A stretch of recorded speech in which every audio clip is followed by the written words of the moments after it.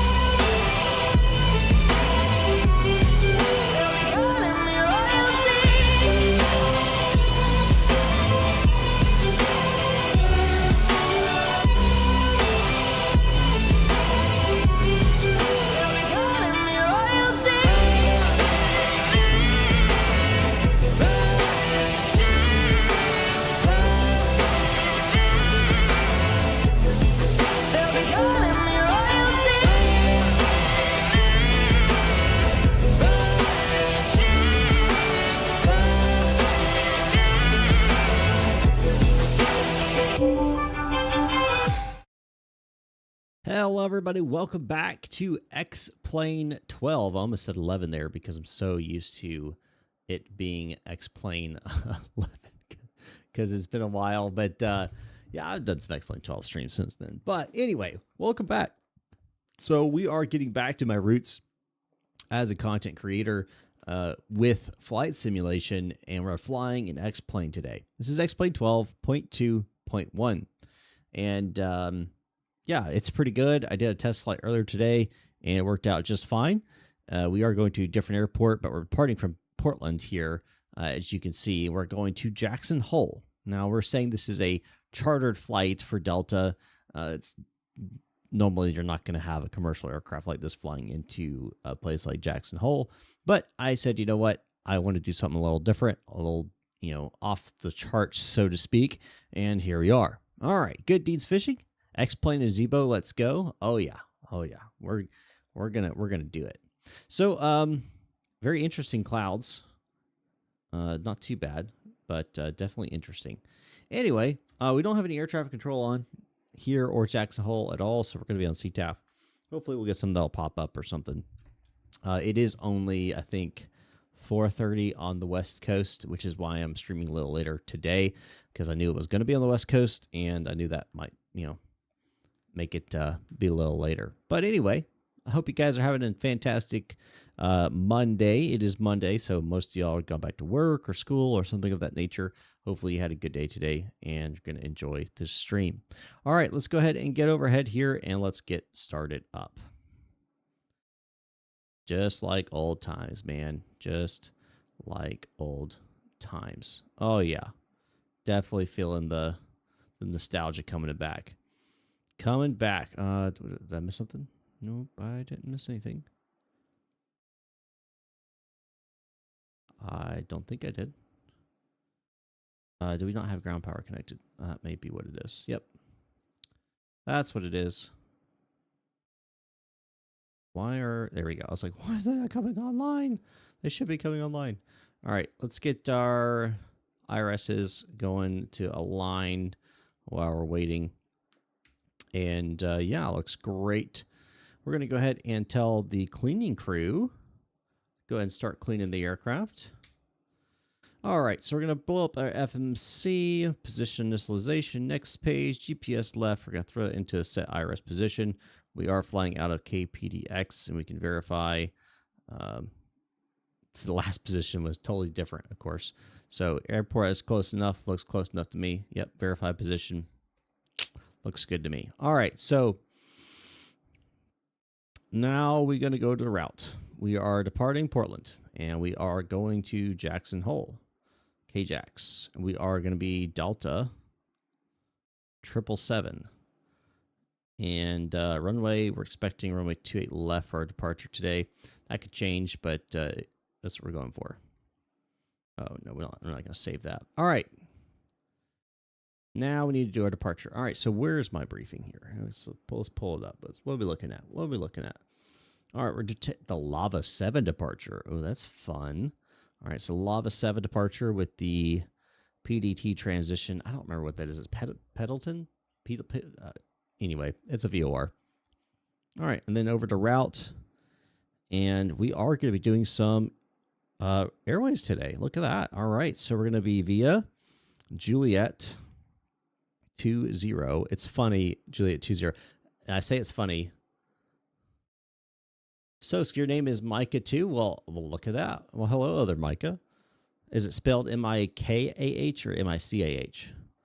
So J20, it's funny because in a recording I was doing for his tutorial series coming up, there's a J70 airway that I was using, and I said J20 in there, and I had to edit it out. But anyway, all right. So J20 to Delta November Juliet.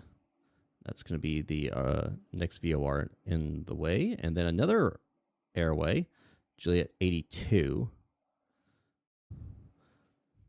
Micah with the AK, not C. I gotcha. Okay. Yeah, mine's after the minor prophet in the Bible, which is spelled M-I-C-A-H. I've met some other Micahs, and it's always interesting. You get all different kinds of spelling for it. You get M-I-K-A-H, like you said. You get M-I-C-A-H. You get M-I-C-A, no H. M-I-C-H-A. Like, I've seen a bunch of different ways that it's spelled. All right, so from there, going direct to Jackson Hole. Go and execute that. So our arrival to Jackson Hole, there's no stars. So I'm wanting to do a fun approach. And what I'll show you here. What I'm thinking is, oh, by the way, guys, if you want to come fly along with me, I'm on VATSIM. You could just spawn up in Portland, and we're heading to Jackson Hole. I'll probably be up in the air in 20 to 30 minutes. So if you guys want to come fly with me, you have time, go and start up your simulators, join me on VATSIM. We'll fly over to Jackson Hole together. All right, so I'm thinking that we'll do the RMP approach. And specifically, I think it was the Yankee. Was it the Yankee or was it the X-ray? It looks like the Yankee. Oops, nope, I don't want to do the VOR. Is it X-ray or the Yankee?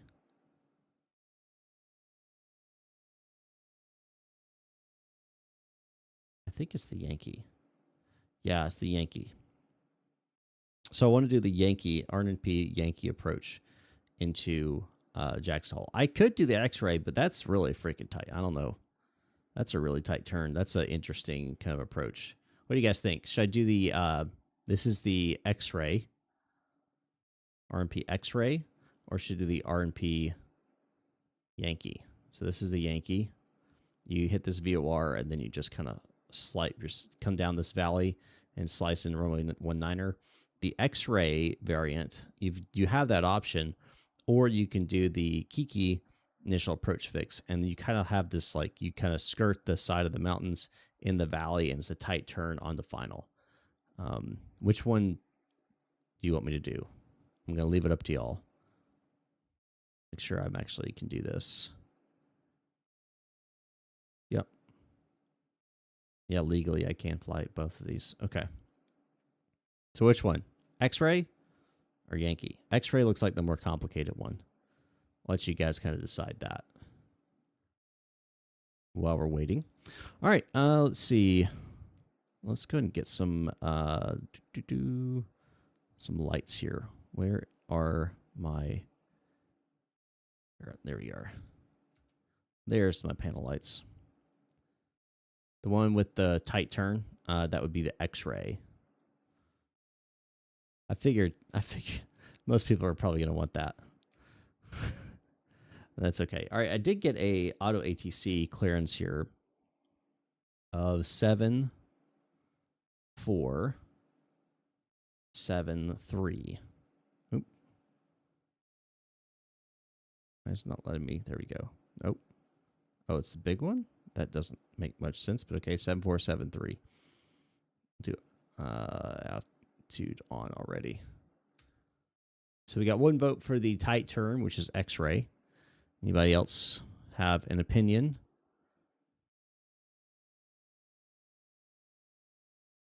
Again, we're trying to decide what RNAV approach we're wanting to do.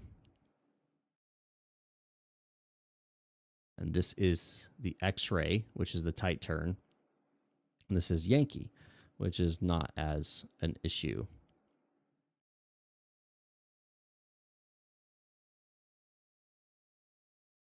This one looks like it's more of an adventure.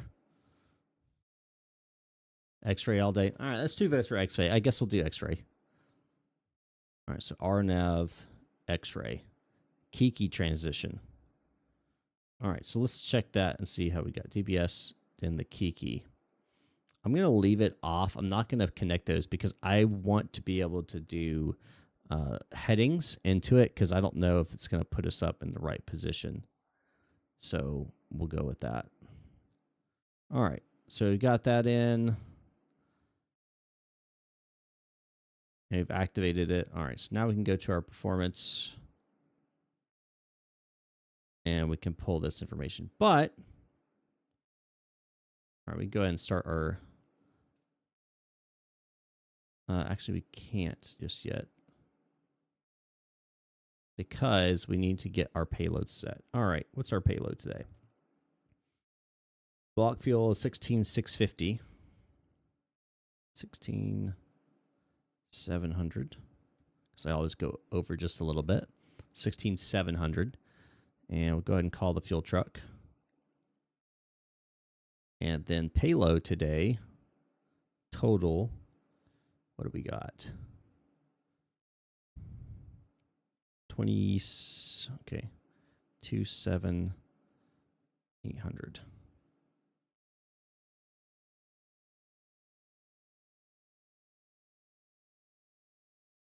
27,800, that's good. All right. Now we'll start our flight leg here. All right, cool deal. They're starting the refueling process. It's getting us loaded up with fuel and people. All right, we can go ahead. We'll wait for this to turn on until we actually have fuel in the tanks. And then we'll flip those on. We can go get the hydraulic pumps on. Window heats can come on. Probe heats can come on as well. Get these to auto and trim air can come on. Anti-collision lights are going to come on because we're going to be starting the... All right, I think I'll wait till I push back for those actually.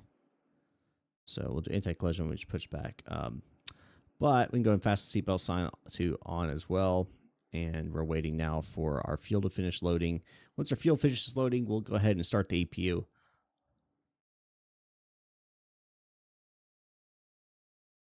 Apparently, we're already done loading people. That's extremely fast. I may need to change how fast it does that, but we're still loading the fuel up.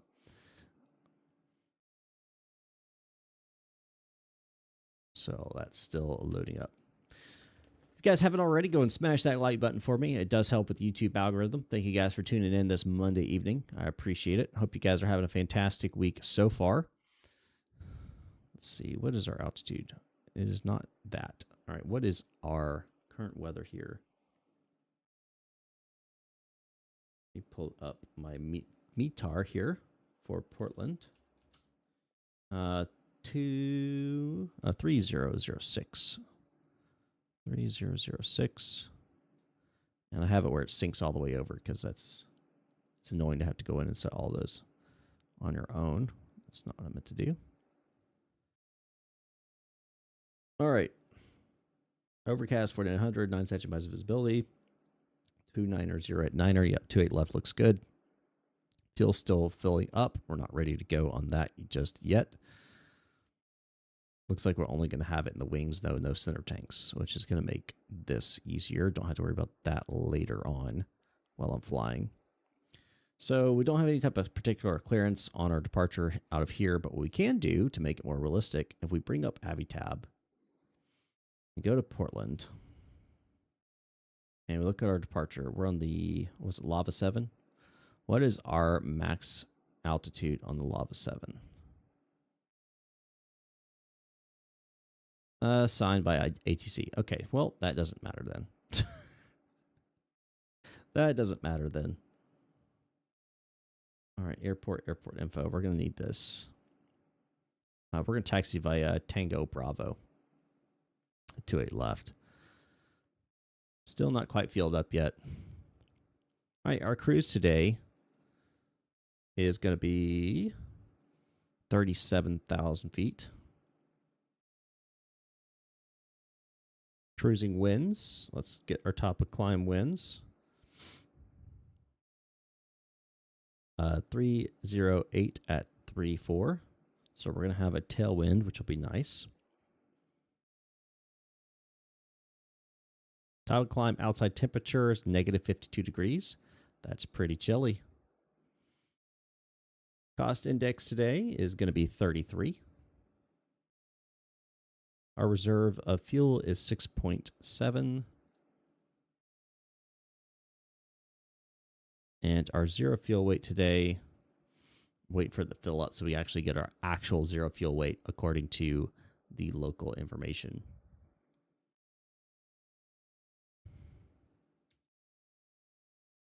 Once we get those numbers populated, we'll be good to go. While we're waiting, let's go ahead and welcome aboard. I haven't set my wing views yet.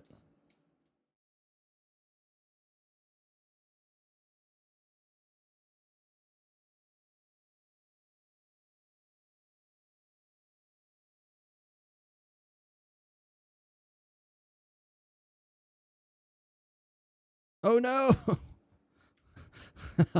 almost lost it. That would have been unfortunate. I want to get kind of a little bit of a front-facing engine view here. Just like right that. And we're going to set that to that. And then we're going to run over here and grab this wing view. And then we'll get going because I just heard that our fuel is loaded. We'll get pushed back, engine started, and out of here. All right. Nope. Come on. There we go.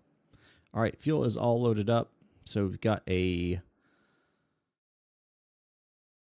zero fuel weight of 120.469, 120.47, because we always round it up. Execute that in one limit. We're going to go derate to 92.5. Looks good. Flaps 0. Our CG is 25.3. And it's going to be a 525 trim. About 5 1/4. And we'll grab these in here. V2 plus 10 is 153. I'll bug that here. 284s on departure. I'll go ahead and throw this all the way up to 37,000.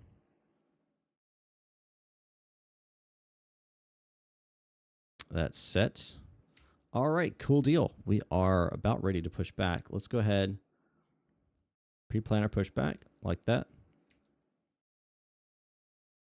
I am ready. Go ahead and start that. All right, let's go ahead and get our APU started here. 1, 2, 3, 4, 5. Release. Get our fuel started. Yaw dampener can come on. Now we'll turn on our anti-collision lights. Spawning Salmon, what's going on? Welcome aboard. Good to see you again.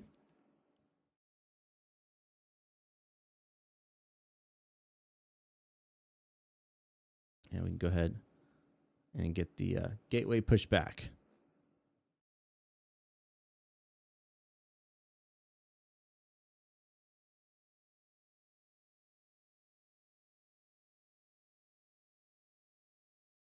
Sounds good.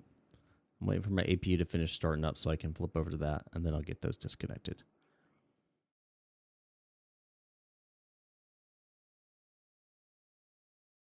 All right, APU is online. That's connected. Remove chocks. Disconnect. Let's go. I always set my cost to like 200. The higher the index, the more fuel you're willing to burn off, right? It depends on the aircraft, and that's a great question. I honestly don't know the answer to.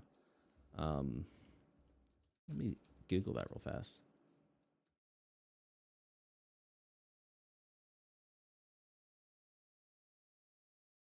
Low-cost indexes will result in lower climb speed, lower cruise speed, and generally higher cruise altitude. So yeah, the higher you put it, the more you're willing to burn. I haven't flown Zibo in a while. I think it's time I pull this out of hangar. You should, man. You should. I flew it.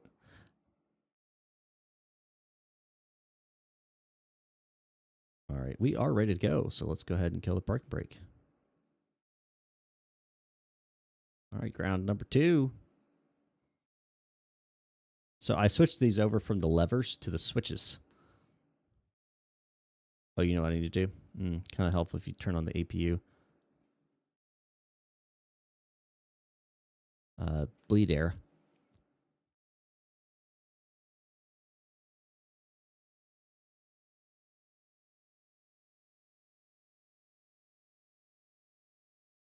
There's 20.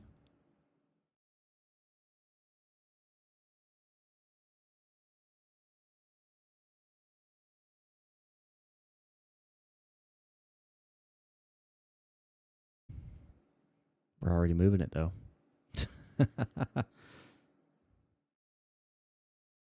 Engine 2 looks like it's starting just fine. All right, number 2 is online. Good start, number 2. All right, starting number 1.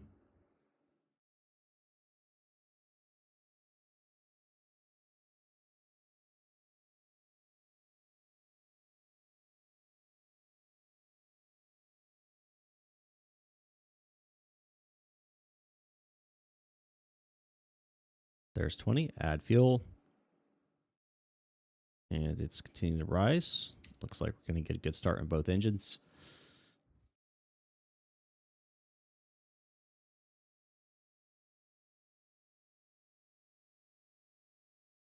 Locala, what's going on? Good evening.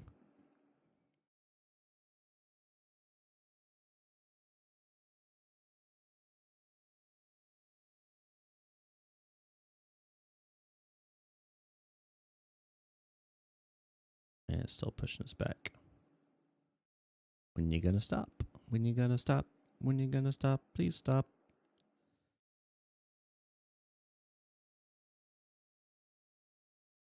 All right, perfect. APU blade can come off. Trim air's on. Going to gens 1 and 2. Positive. Gen and Gen 2. Looks good. All right, we can kill the APU then.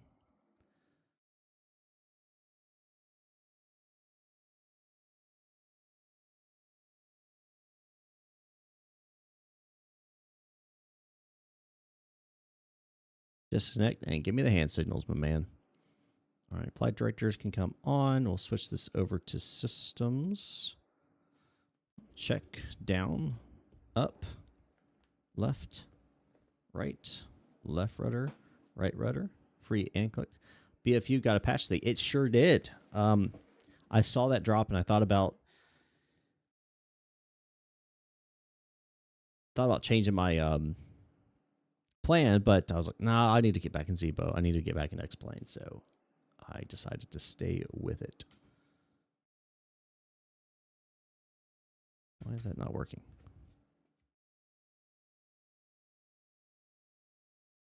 Why is it not switching over? There we go. But yeah, Tyler Rocks, hello. What's going on, my man? Welcome aboard. Hope you're doing well. Thanks for being a Flight Club member. If you guys don't know, you can join my Flight Club, help support me and what I do here on the channel. It's as little as $2 a month, $1.99, which is cheaper than a soda now. So I appreciate it if you would consider becoming a Flight Club member. You get access to early access to cool videos. Tyler Rocks, right now you have on Good Deeds Fishing, both y'all. You both have access right now to my next tutorial series on the A320 family, A319, 20, and 21. It's a 3-part series. That's going to be live for everybody else on Wednesday, but you already have access to it. So go check it out. Perks of being members, right? All right, so taxis, turn-offs coming on. Those are all on. Confirm that's on. Auto trim air is on. AP bleeds off. Those are on. 37,000 in the pressurization, 50. We get our logos, and we'll keep our wing off for now. That looks good to me. All right, let's go ahead and get a radio call to nobody. CTAF. Let them know that we're going to be taxiing to runway 28 via, I think it was Tango Bravo, right? Yeah, via Tango Bravo. Portland traffic, Delta 777, taxiing runway 28 left via Tango Bravo. Portland traffic. All right. Parking brake can come off. Nothing much, so I'm going to try a sauerkraut hot dog tomorrow. I've never had sauerkraut on hot dog before.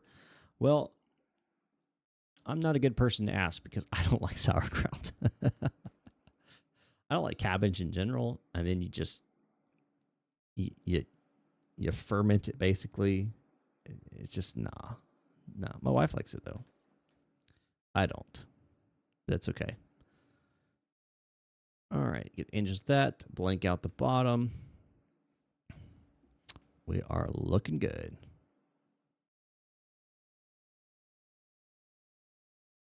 Unlike the Airbus, you have to add a little bit of thrust into the Zibo 737 to keep the taxi going. Now here's the cool thing about X-Plane. The views are great. I didn't have to set up a freaking drone shot to get that.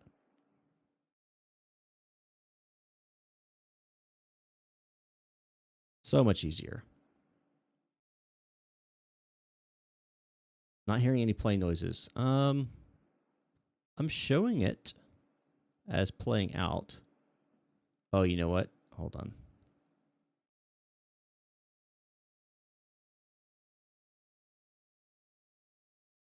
That's what it is. How about now? I missed my taxiway. That's okay. No one else is here. Can you hear it now?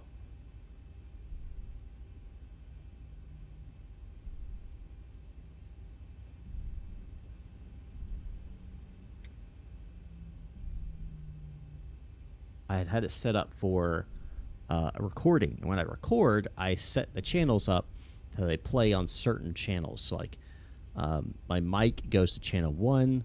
The desktop audio or the game audio goes to channel 2. Here now, cool. All right, good deal. Yeah, so I set it up that way. Oop, next one. So that I can edit them separately in post. So like if I'm like, oh, well, my mic needs to be higher, I can edit that in post without raising the entire volume. So it's a really nice system OBS you can do with. But you got to remember you do that because when you live stream, you don't have that separation of channels. Well, you do, but most people are pulling it all through a single channel online. I'm not sure how YouTube divvies that up. Some streaming services you can actually have it separate channels that, you know, they technically can receive. But anyway, that gets into a lot of complicated lot of complicated stuff we don't have to worry about. But yeah, so it's just setting up the channels, making sure that it goes across the correct channel, audio channel, so you can hear it. So that was on me. I apologize.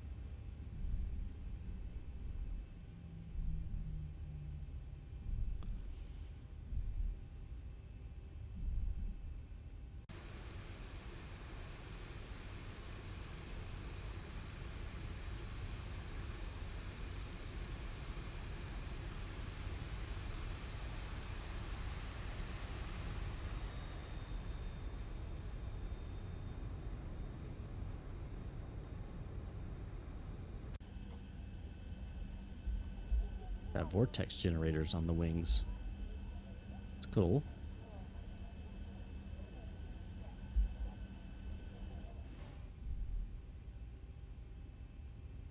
It's kind of like the longest taxi you could do in Portland, but it happens a lot, actually.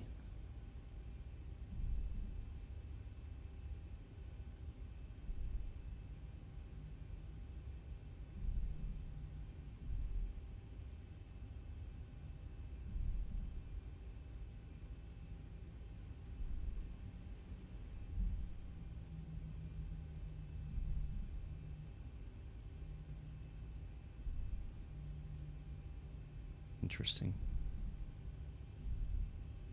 I feel like my I need to synchronize my throttle quadrant. I feel like it's not, like the levers aren't even. Like I'm getting different settings. What? Why did Volantra just restart itself? That's weird.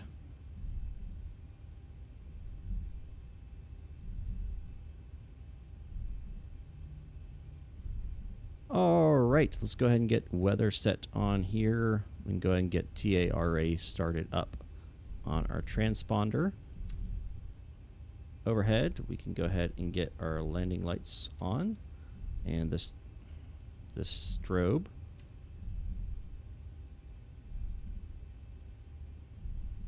Both flight directors are on. Auto throttle can be armed. Are going to be VNav, LNav. Oh, you know what I forgot to do? I forgot to set my toga button on my Bravo throttle quadrant. I'm going to stop right here short of the runway, and I'm going to set that. And I have to give X-Plane credit on this. It's super, super simple to set things like this. So all I got to do, settings, joystick, select my Bravo throttle quadrant. Just going to click the button. My button, there it is. All right, so there's my button. Edit that. Look for toga. We'll just say left toga. Apply. Done. That's it. Now I'm ready.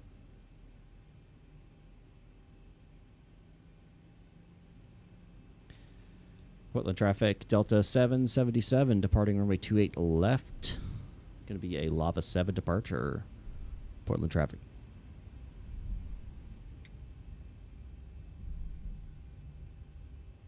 All right, if you are a member, you can throw in the toga emojis, even though it's going to be a flex takeoff.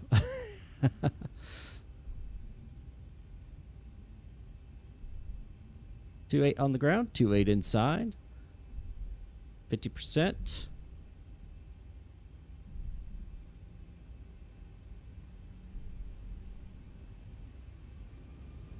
Oh, shoot. Abort, abort, abort. I forgot to set my flaps. Oh, man. I felt like I was forgetting something, too. I felt like I was forgetting something. I was.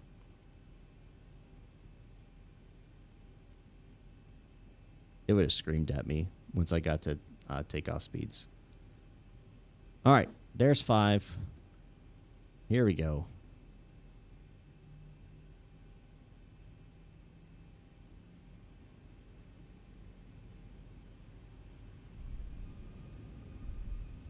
Toga.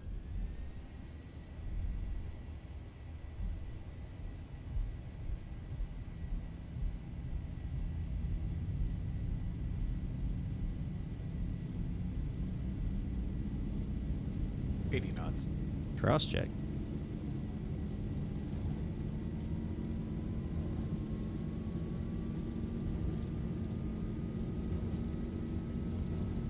E1 rotating.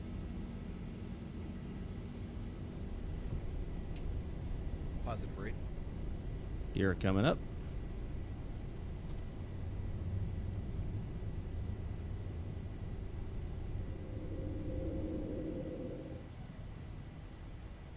$400.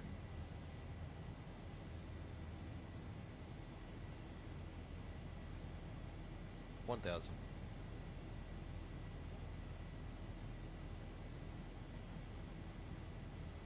And autopilot engaged. Is this from all the wildfires? The like the low visibility? It's got to be from the wildfires up there in Canada, right?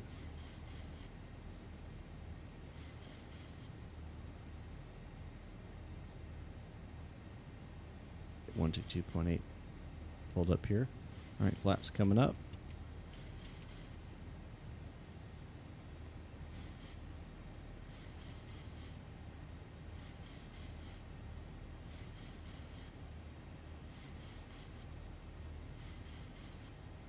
Yeah, I can fig check. Yeah, man, I checked everything but my flaps. All right, that's off. All right, confirm. Flaps are up. I could put them to off, but I'm not going to worry because if I do that, sometimes my throttle quadrant doesn't read it right, so I'm going to leave it in the up position. That's off, and these are stowed. Flaps are up. All right.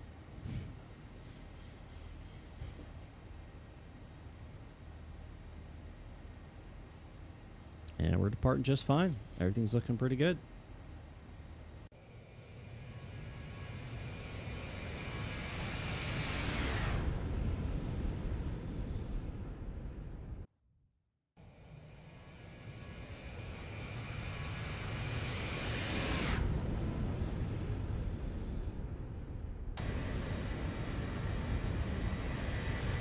You see this like layer? It's got to be the wildfire interpretation. It's got to be. The smoke from the wildfires, I should say, not the wildfire interpretation. Smoke from them.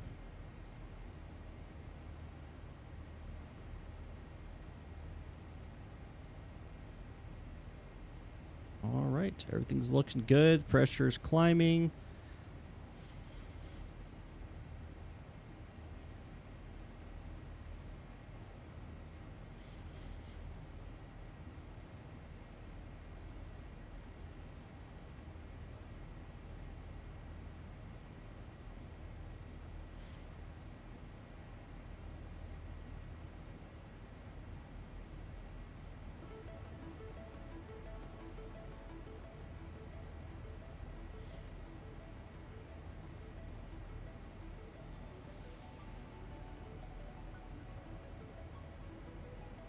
All right, get some music playing as we climb out. We're looking for the next thing we're going to do is at 10,000 feet. We're going to get those lights off.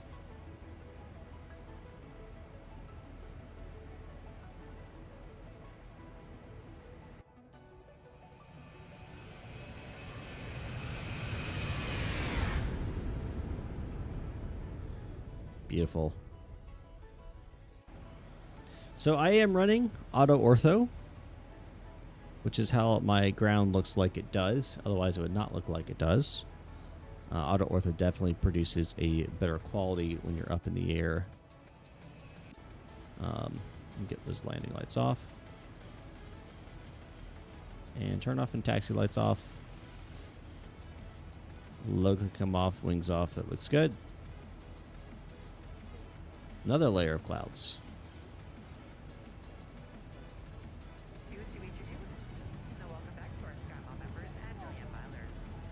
Yeah, so that's auto ortho. That's why it looks so good.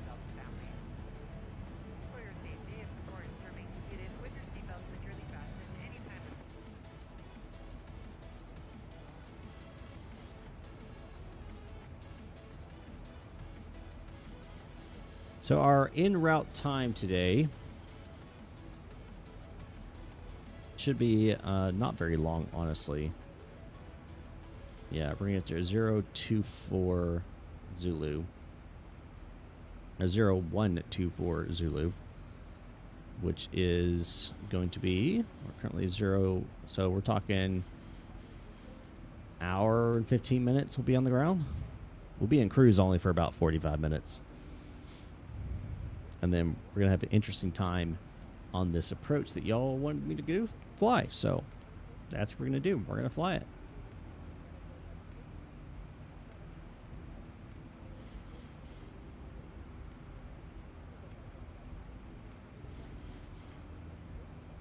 It is hazy, man. So that is...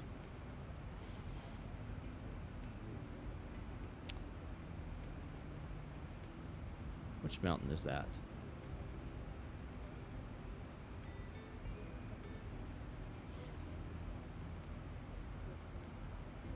Yeah, that's Mount Adams.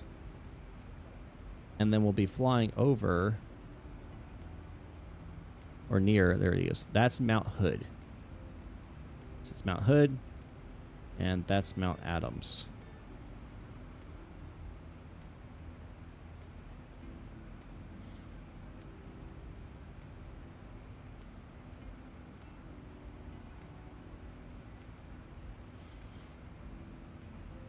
We are looking good. No issues on this climb out. If you haven't already, guys, I appreciate if you go and smash that like button. We are currently at, let's see, what are we at? I can't tell. We're currently at 5 likes. I would like to get 15 likes tonight. So if you are watching, smashing the like button costs you nothing. Just click on the mouse, and it helps with the algorithm and all that fun stuff. So if you'd hit that like button, I would greatly appreciate it. It does help.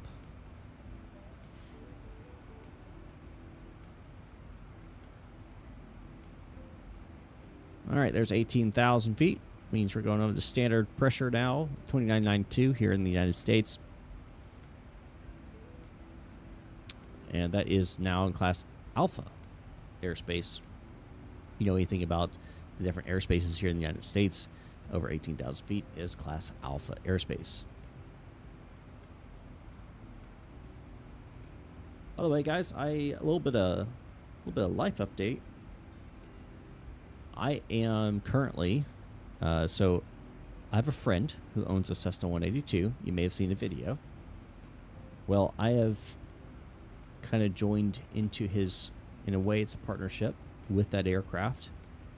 You got to fly to see and saw Mount Rainier. Very cool experience. Yes, seeing a mountain from the air is really cool. It's kind of honestly awe-inspiring of how large it is when you look at it. Anyway, so I'm going to be able to fly his aircraft, paying a small fee to be able to do that, have the privilege of being able to do that. And I say small fee, I mean, it's not nothing. But what that's going to facilitate is my instrument training. If you haven't been tracking, I have completed all the requirements for my instrument check run. Everything from long cross country to the amount of hours of cross country, the amount of hours under the hood or an actual IMC, all of it. Done all of it. I got to do my written exam and then my check ride. So I'm studying it for my written exam right now. So if y'all have, if you want to quiz me on instrument rating questions while we fly, you are more than welcome to do so. I could get them wrong, but I can at least give them a shot. Excuse me. I yawn when I talk a lot. I'm not breathing enough. That's what I'm told. Man, it is definitely. All right, so that's Mount Adams. That's some other mountain. What mountain is that?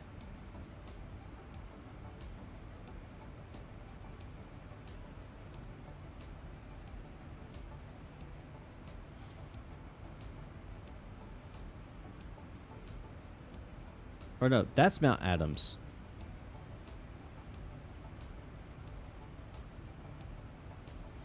That is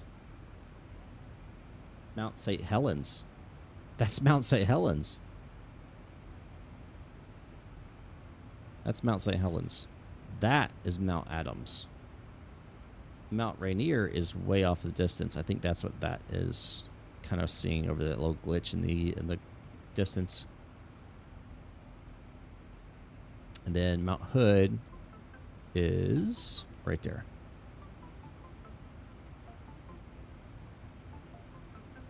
Yep, that's Mount Hood. Of course.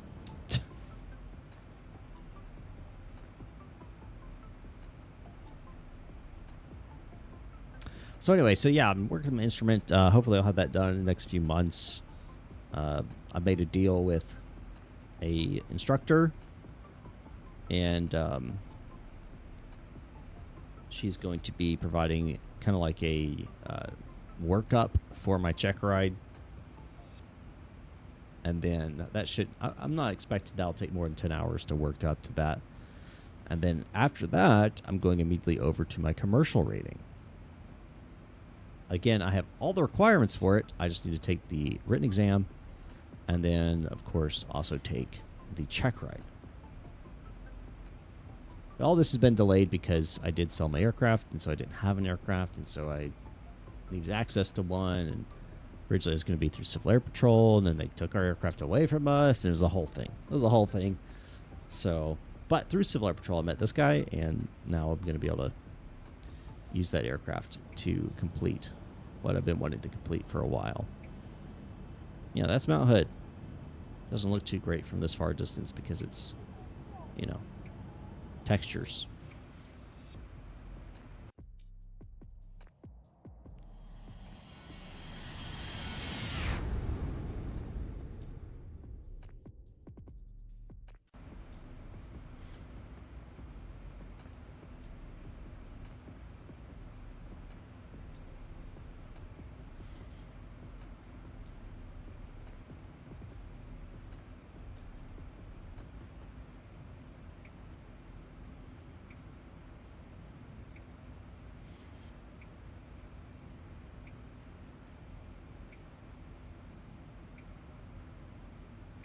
Be at top of climb in about 7 minutes.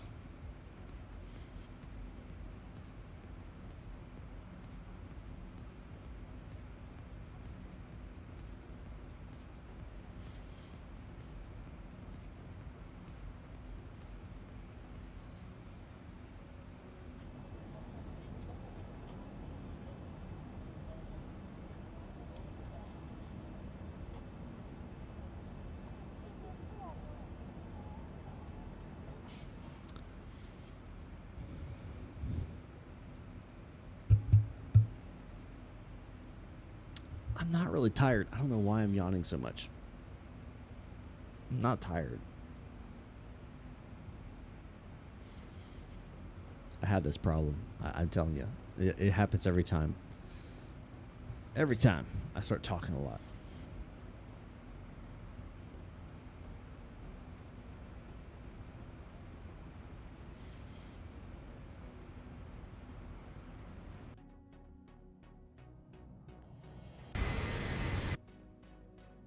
That's kind of a cool shot.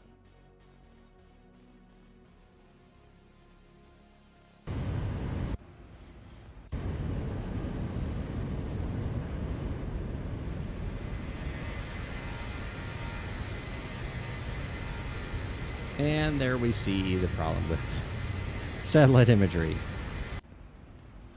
Well, it depends on when it was taken, right? It's going to look kind of funny. That's all right.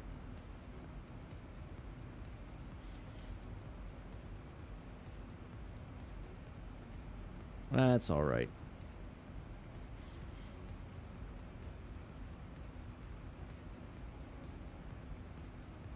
So we're under an hour now from Jackson Hole, where we're going to shoot that interesting approach that you guys wanted me to do, which is that this one right here. Let me get rid of that so I don't have that. So we're going to be coming in. We're going to hit Kiki as the initial approach fix and shoot this RNP approach into Jackson Hole. RMP approaches are very curious, very interesting approaches, and I'm glad we're doing one this time because it is a really cool approach. How they work. I hate it because what can I say? What can I say? Hold on, I need to review a document real fast. 1,000 to go.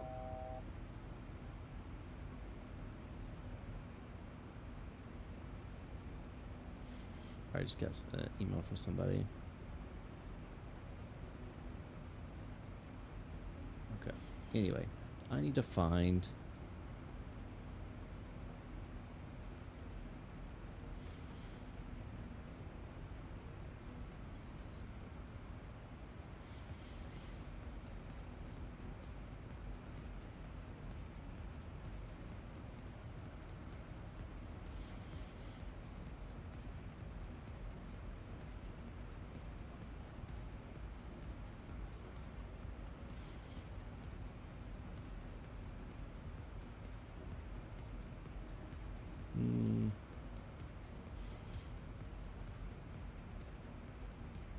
Okay.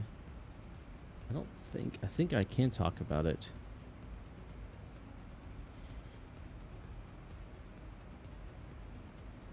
Let me make sure I'm not under an NDA. That's what I'm checking right now. Okay. No, I'm not. I can talk about it now. All right. So some of you, I can't show any of this.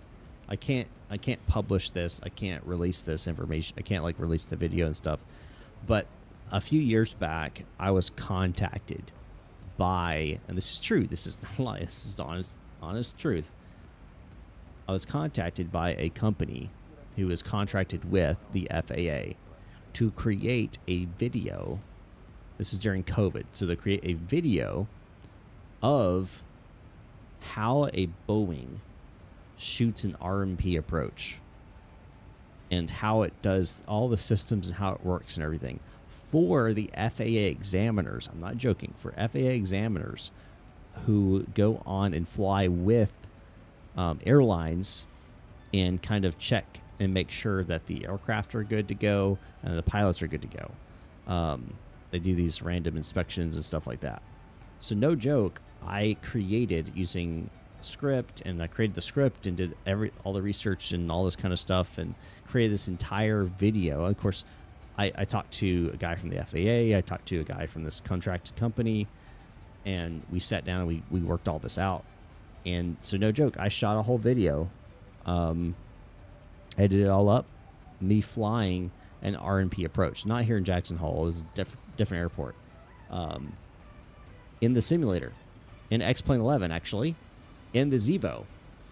So there's a video out there the FAA is using that has me voicing over a Zibo 737 from X-Plane 11 shooting an RMP approach to demonstrate to their FAA examiners how those systems work. So,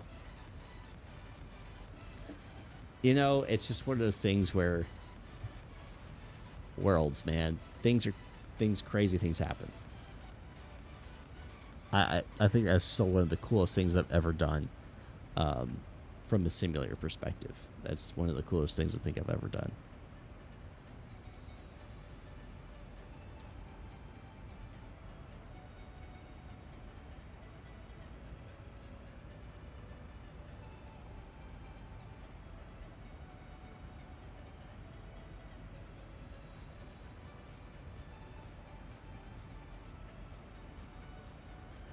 All right.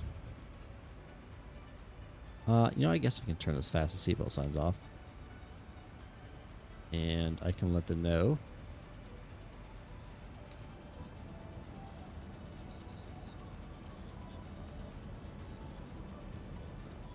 That work?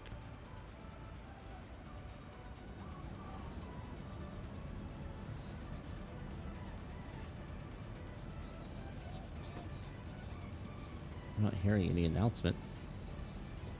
Interesting.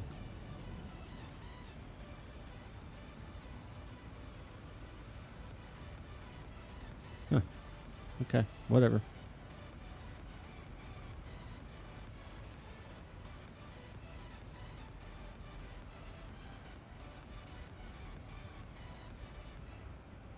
We are about 50 minutes out from Jackson Hole.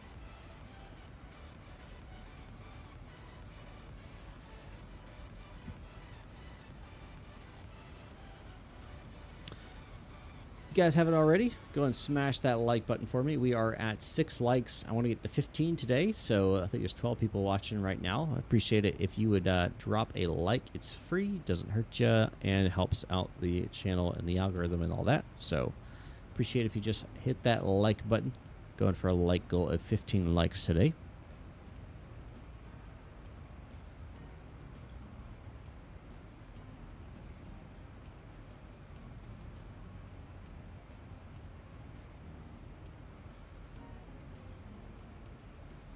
If you guys haven't already, you can also join my Discord. A link is in the description down below. I think it also works if I type this. Does it? Maybe it doesn't. Maybe I don't have that set. Yeah, I don't think I have that set. Oh, man. I thought I did. No, now I need to go get that set. Now I need to go to the Nightbot and change that up. All right, never mind. There it is, actually. Well, there you go. It just took a little bit of time. You join my Discord, I will let you in, and I share all kinds of stuff in there. Real world and non-real world pictures. I talk about stuff, throw up polls in there, ask for input, all kinds of stuff. You get help in there too. That's a good little community. It's not like, and here's one thing you're not going to get. You're not going to get spammed. You're not going to get 500 notifications a day. That's not what it's going to be. So, cool little Discord community. If you have it, you can join.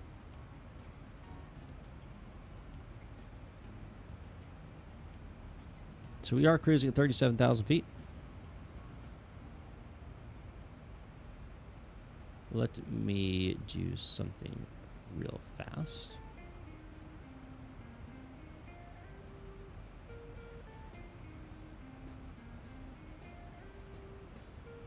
I've never done that before. But I'm gonna do a poll here. I'm gonna ask a question. I want your honest answer.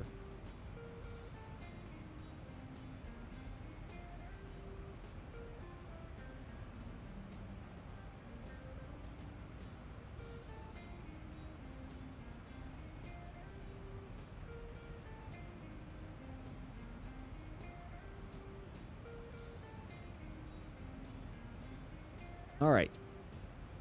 Do you think X-Plane 12 will ever truly compete with Microsoft at this rate, aka at the current rate? Do you think X-Plane will be able to catch up to or pass or at least compete with Microsoft when it comes to graphics, performance, availability of add-ons, etc.? Do you think they will actually be able to compete? Because what's interesting is, 7 years ago, X-Plane was the only thing on the market that was being updated, that had updated aircraft and so forth. I mean, you had P3D, right? But really, X-Plane owned the market share. Now, the last Navigraph poll that went out showed X-Plane only had about 17% of the market share, with overwhelming majority using Microsoft Flight Simulator 2024 or 2020.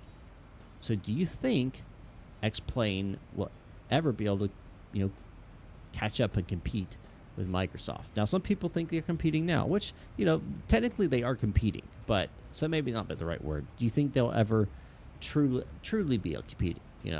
Be close to the percentage, whether it's, a 40-60 split. I'd say it's truly competing. Because right now they're not there.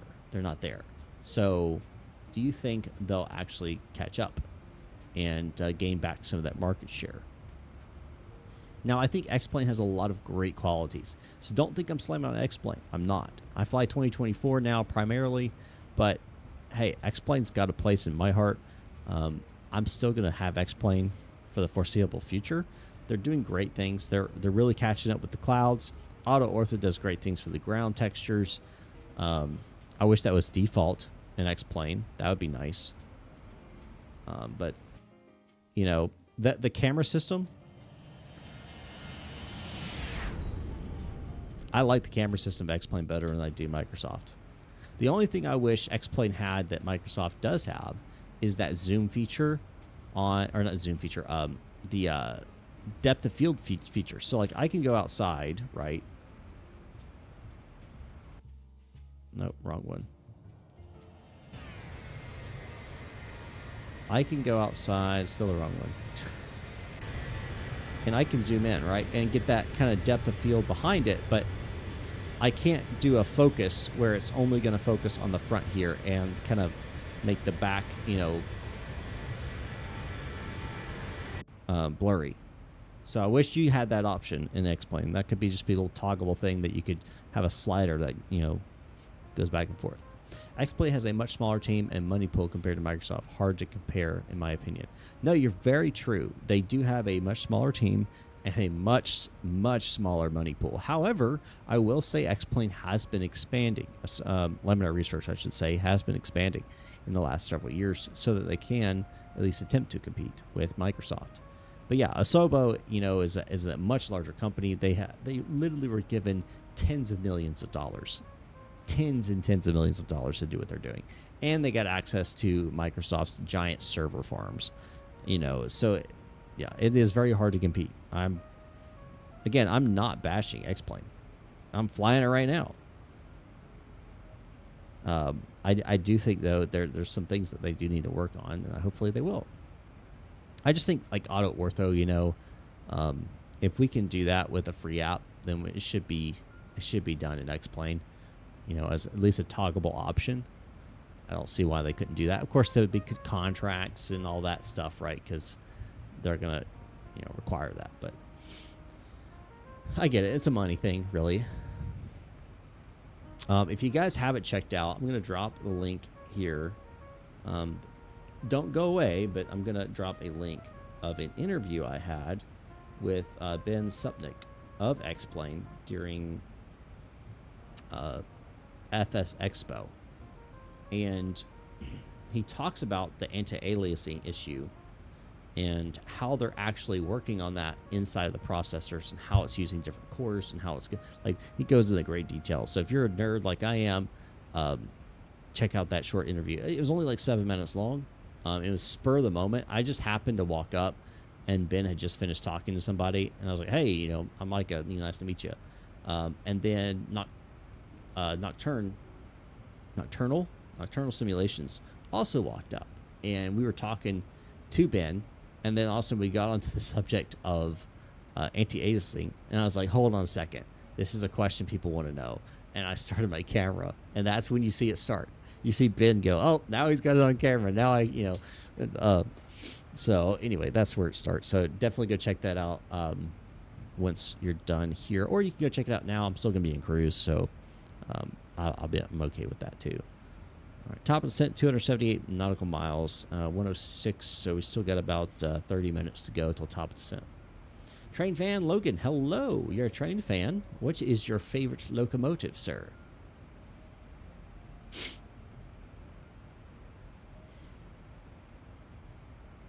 I used to be a much bigger train fan than I am today. Still like trains, though. It's an exciting time in the sim community. Both companies continue to raise the bar in different ways. No, you're not wrong. You're not wrong. They've continued to raise the bar, definitely. And it's good that we do have an option. You know, I hate to say it, but I think X-Plane got complacent when, you know, you had Microsoft Flight Simulator X. And then they had the Steam edition, but it was basically the same thing. And you had P3D, but X-Plane really ruled the roost from X-Plane 10 through X-Plane 11. I mean, until 2020 came about, they just kind of, I'm not going to say set back, but they were just kind of in a holding pattern. They had really have competition. So, what? What you talking about, Willis?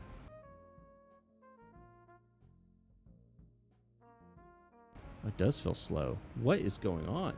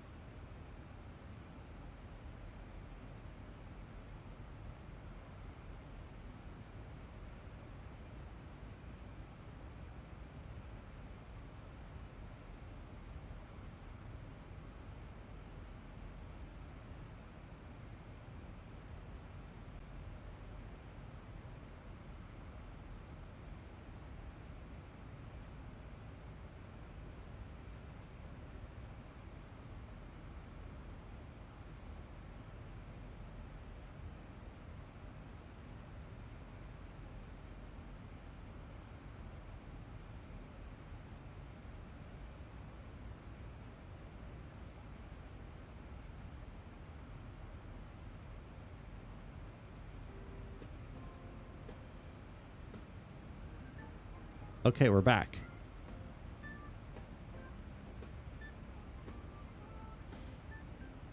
I think I know what happened. I think Auto Ortho freaked out. Which is interesting because it worked perfectly fine during a hour-and-a-half long flight earlier today without a single problem. But I just killed Auto Ortho and it immediately freed up my GPU. My GPU was pegged out at 100%. Huh. That's interesting. Oh well, no Auto Ortho. We're back to default X-plane. Kind of? Yeah. We're default X-plane. Back to 60 frames a second. Alright. Oh well, it is what it is. The show must go on. Alright, I'm about to land into Boston in Microsoft Flight Simulator. Awesome. I've landed into Boston many times. So your favorite is the SD70 Mac.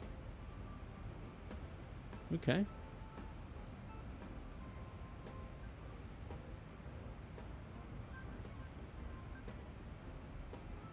Let me pop this up real fast.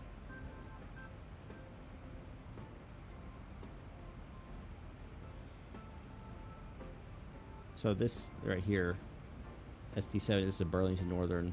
It's Alaska. It's not one. SD70 Mac. Yeah, these are SD70 Macs. Yeah, that's a nice looking train, man. That's a nice looking train.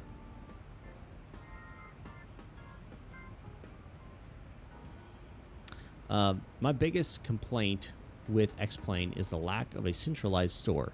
With Zibo, you need to upgrade via downloading a zip file from Google Drives and unzipping, for example. True, but you could also stay the same for Microsoft. For example, you have FlightSim.to, you have Contrail, you have Orbix, you have the Microsoft's Marketplace. There's a lot of different places for Microsoft as well. But I agree, the whole like unzipping and moving it, it's kind of a pain. I wish you could just have it like an installer system, kind of like how Contrail is. But the thing is that could be done. Like, I hope you guys realize, like, that could be done. Someone could do that. Maybe I need to do that.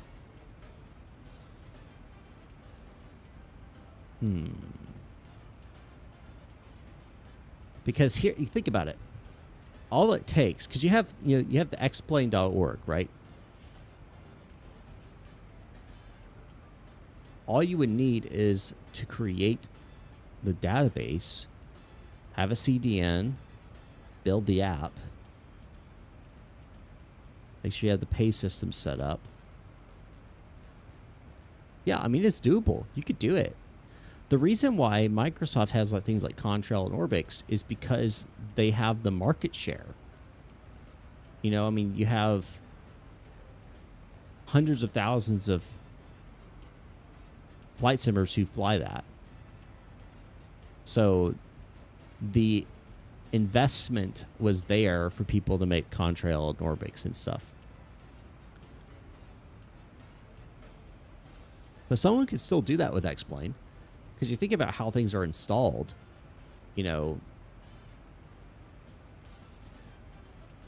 with Contrail and stuff, is you say install, and all it's going to do is download the files to the CDN and then put them into the appropriate, you know, community folder. It's the same thing with X-Plane. You're going to download the folders, and it's going to put it into the correct folder. I mean, it's not like it's rocket science. Yeah, I don't know. If you know an app developer out there, I mean, I'd be happy to talk to him. Maybe I've got a business idea. Maybe I've got a business idea.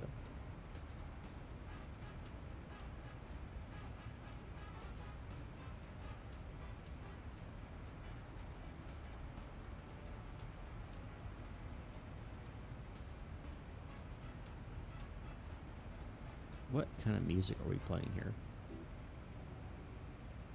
All right, guys, we're at 8 likes. Goal today is 15 likes. If you haven't already liked the video, please do. I would appreciate it. Going for 15 likes today. All right, top percent, 287 miles. That is in exactly 28 minutes. The X-Plane is great. If someone devved a front end to pull updates from, that would be great. NavCharts has come a long way with regards to the auto update system. Yes, so and that's the thing, right? It's all about developers developing their applications. The big thing though is it's going to be, and it will continue to be, are they willing to invest the time and the money and resources to do it?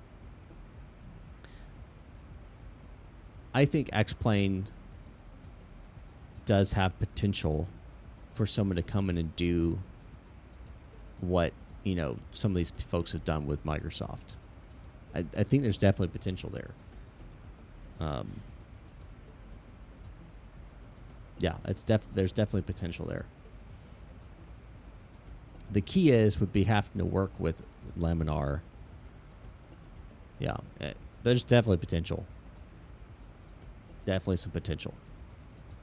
If only I knew someone who could make web apps, or not web apps, desktop apps. That'd be great. Because honestly, it's not a bad idea.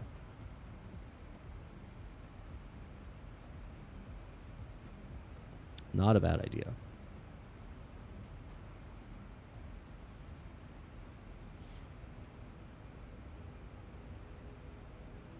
All right, let's see. What was the poll results? So 80% of y'all think that X-Plane Tab will be able to truly compete with Microsoft at its current rate. All right, cool. It's good to hear. I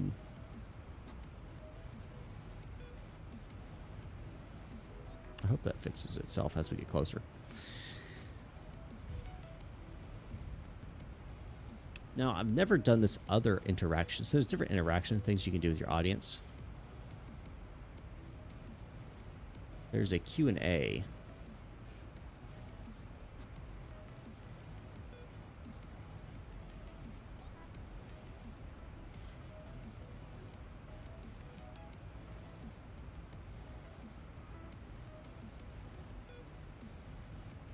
I don't know how this works. If you guys could ask me some questions, I guess. I think I'm going to be able to see them. Yeah. I can flip between live chat and questions. And I can see the questions. That's kind of cool.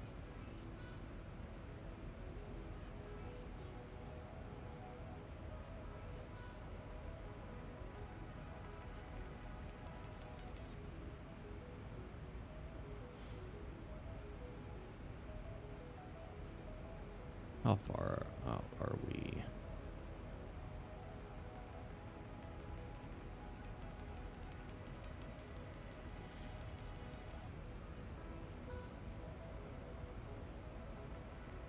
All right, so we're going to go to our fix. We're going to put in, let's see here, Avitab Airport. Kiki is going to be at 12,600. So Kiki.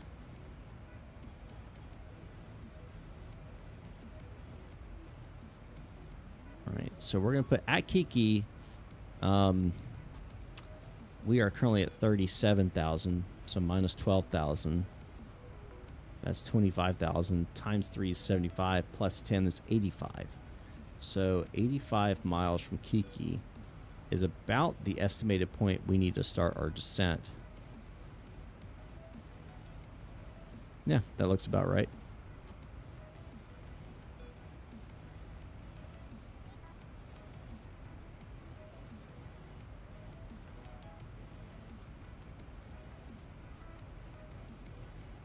Yeah, this is going to be interesting, guys. This is going to be an interesting approach. It looks like we got a little bit of weather on our radar here.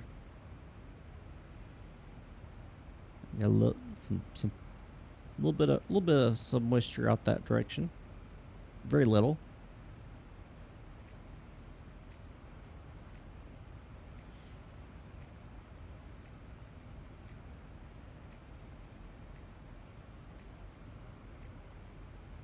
All right, guys, we're up to 9 likes. Again, our goal for this stream is 15 likes. If you guys would go and smash that like button if you hadn't already done so, I would appreciate it. Going for 15 likes tonight. The clouds have gotten So much better. The clouds in X-Plane used to be horrendous. Ignore those ground textures. Good grief, that's awful looking. That is because of auto ortho failing me. I'm curious what happened. I have to check the logs later.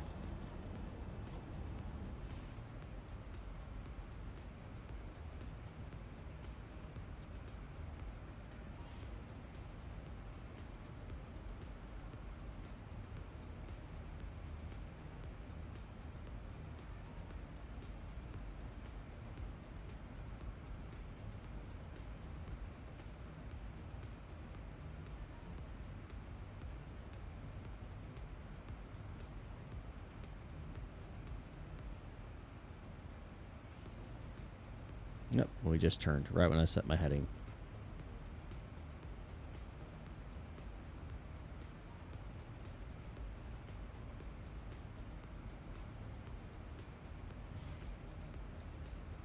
Why is that not switching it?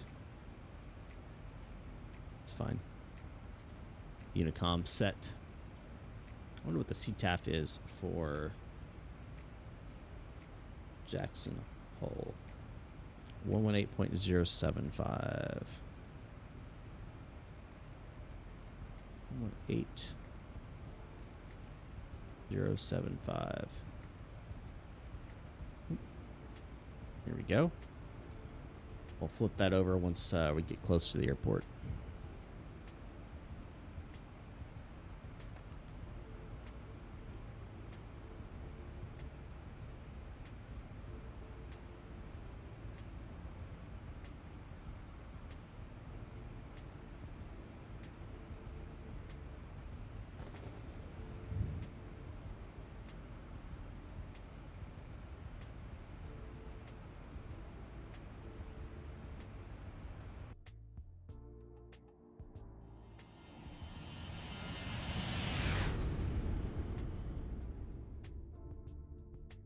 See the wind blowing it.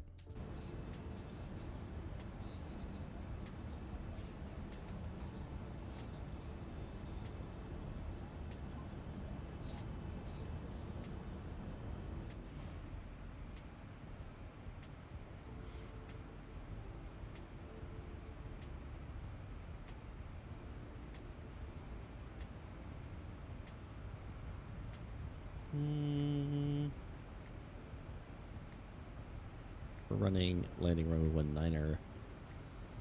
Dry. What's the winds? In Jackson Hole. Oh, how nice. Winds are 310 at 12, gusting 18. So not only are we flying a challenging approach, it's going to be windy.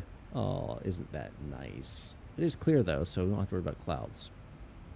All right, so winds 310, and then we're doing half the gust factor. So we'll put 15. Temperature is going to be 26 degrees, kind of warm. And 3003, 30.03. We're going to do flaps 30 because it's going to be a little gusty. And the rest is good. Landing weight, what was our estimated? 127,949. All right, so it's recommending auto brake 3.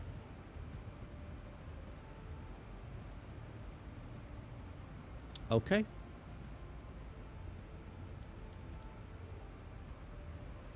Well, that we can do. This could be interesting, folks. This could be interesting.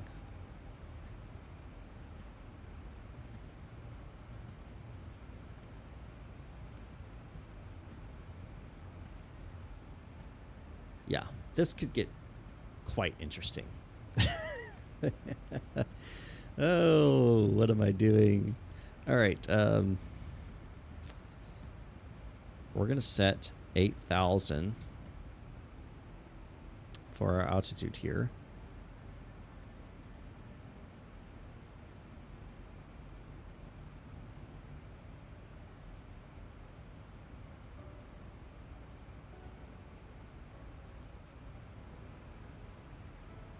So the way this approach is going to work, we're going to come in, we're going to hit Kiki. As our initial approach fix at 12,600 feet.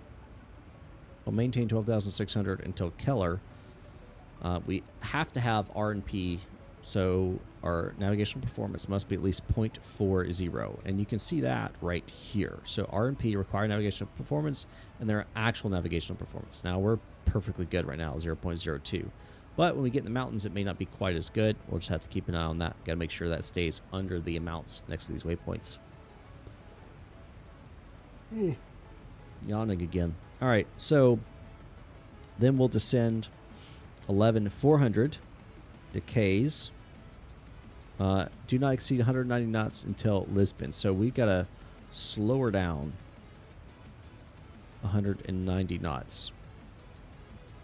Max 210 at 3s. And 4 is 190. Don't have to worry about that. 2 is 230. And that's going to be way out here, so I don't have to worry about those. Okay, so basically, at Kiki, we need to be at 310 knots. Yeah, what could possibly go wrong? In the famous words of Jimmy. What could possibly go wrong? So, at Keys, we need to be 190 knots or less. So what I'm going to probably do is, once I hit Kiki, I'm going to go ahead and set for 180, get flaps down to at least 5, if not 10 degrees. And then once we get to, how far is that? Ooh, that's close. Before we hit Lisbon, I need to be at flaps 30. And gear down by, well, gear down at Lisbon, flaps 30 by Rennick. So I can be stabilized on the approach.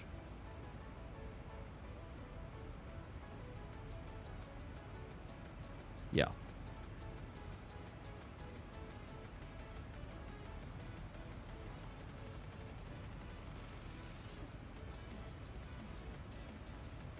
If we do have to go around, climb to 14,000 feet on the track of 190 to high pole, and on track 193 to Keesing and hold. We'll continue to climb and hold to 14,000 feet. Yeah, so high pole and then straight out to Keesing, and then we'll do a parallel entry into the Keesing hold and hold there at 14,000 feet until we figure out what we want to do with the next approach attempt. Because it's not going to defeat me. I will be victorious.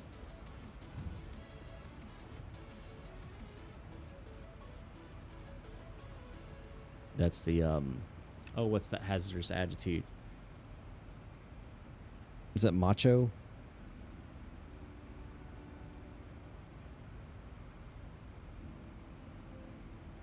No, macho's like, I'm so good. Well, it kind of, it can't defeat me. That's kind of the same, yeah. It's a hazardous attitude if you're flying. You don't want that attitude. It's how you get into trouble.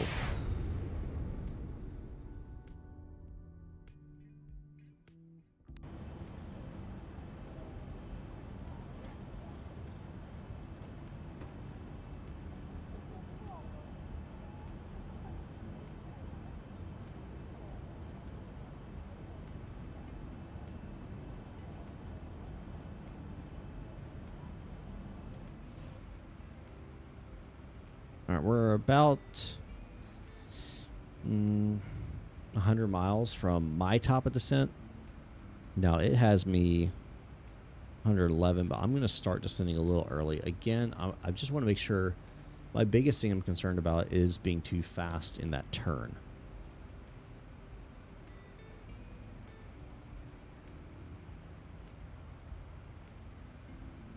I want to make sure I'm slow enough coming into that turn.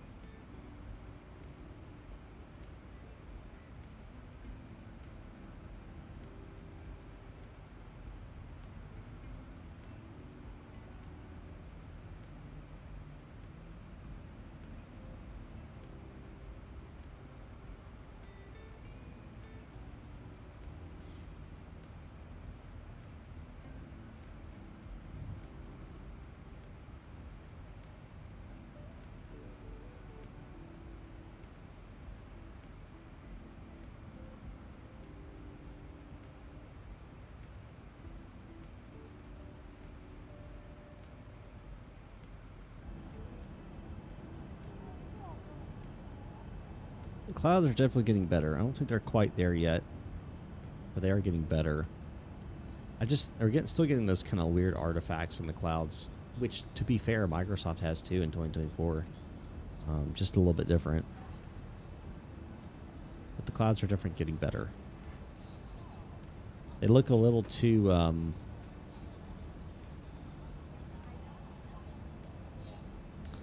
cotton ballish, almost. Like there's too many little all over the place. Needs to be a little smoother, a little more wavy.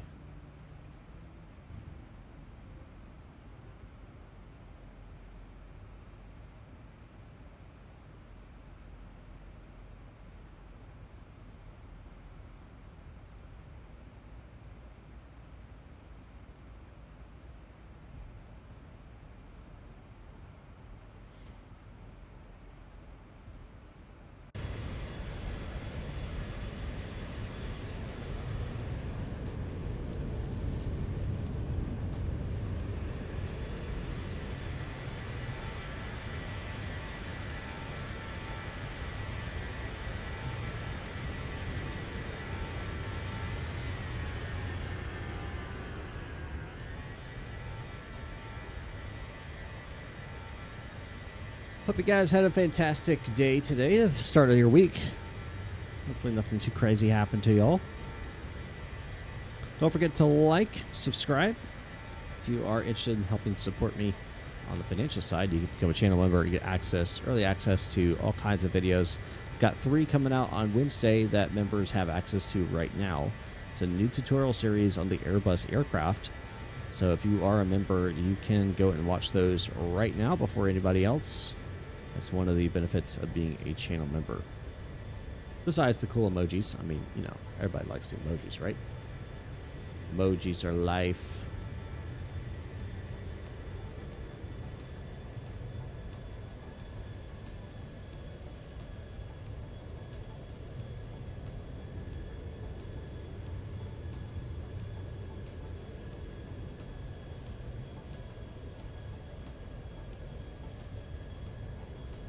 Yeah, I'm waiting for these shadow flickering to go away. By the way, guys, I have my graphics settings all the way maxed out. The only thing I don't have maxed out is the anti-aliasing, because that just tanks my frames like crazy. I think I have that set to about medium. Let's see here. Yeah. Or no, anti-aliasing is all the way up. Robust contrast adaptive sharpening RCAS is halfway. And MSA anti-aliasing is not all the way up. But everything else pretty much all the way up. So what you're seeing is what is basically best it can push out. I only have we just had a weather update. Winds are now 290 at 10, gusting 18. That's almost straight down the runway. Still going to do flaps 30 though, because of the gusts. Altimeter's 3005 now.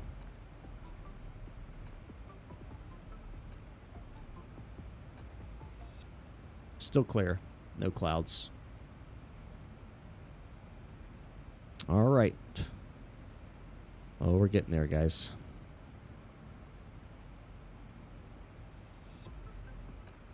We're getting there.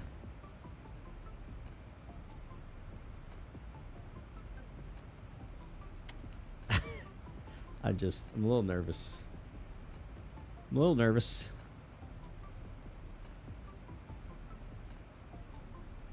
What could possibly go wrong, though? What could possibly go wrong? Someone is actually departing Jackson Hole. A United A320.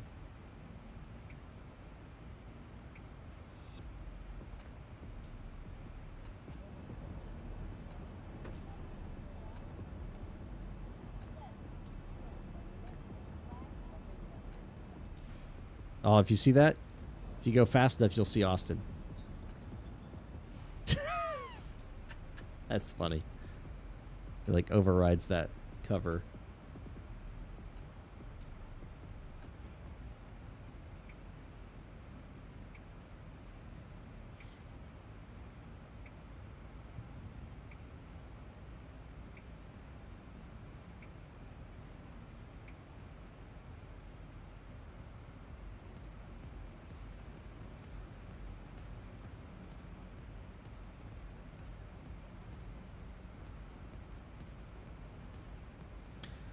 right.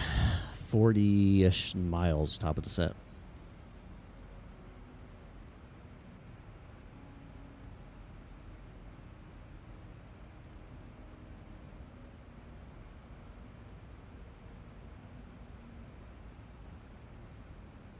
All right, what's the altitude at Jackson Hole?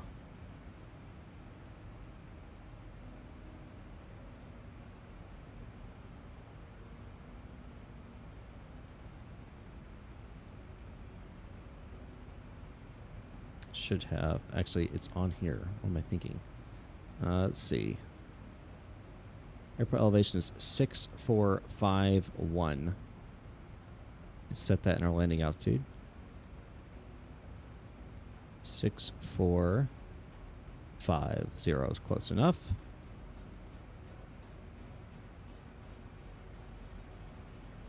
And our decision altitude is 6777. Would you look at that? So Barrow. And we're going to 6777. I wish I could type it in.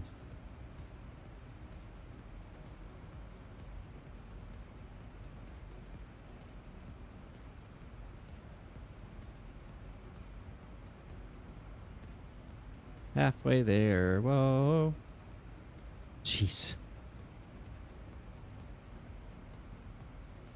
Is there a way to change this where you can go faster? I feel like you should be able to go faster.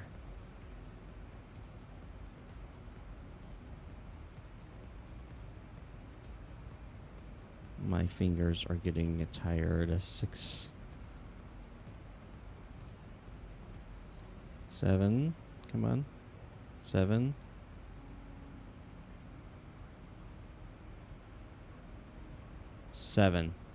Whew. All right. That was a workout. Okay, we've got that good. All right, we're going to go descent. Get ready for descent now. Do a destination wind request.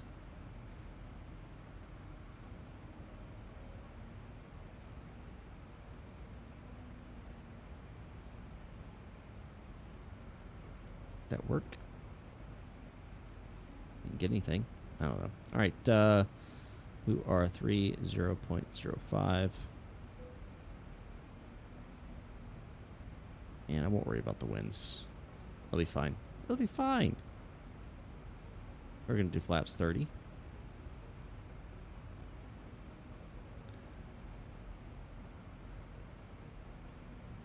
Ready to descend now once we get to the green line.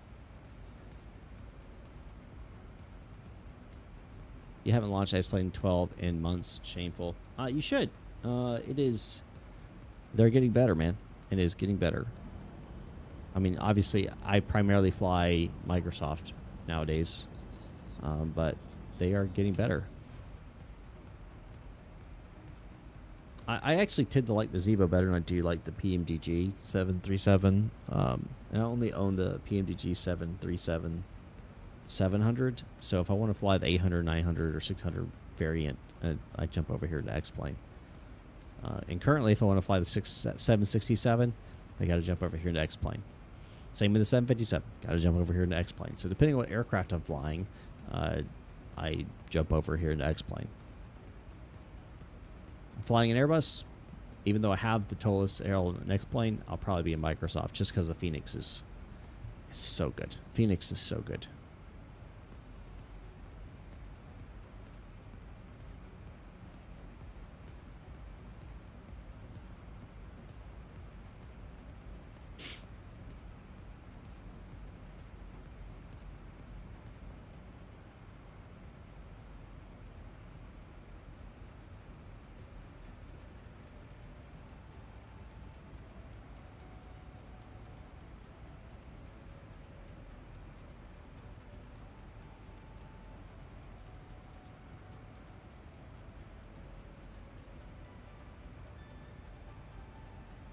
Alrighty, ladies and gentlemen, we are about to start our top of descent.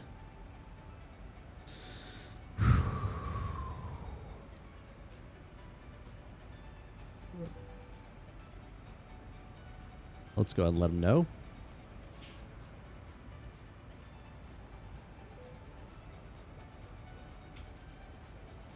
At this time, we would like to ask you to return to your seats, fasten up your seatbelts for the duration of the flight.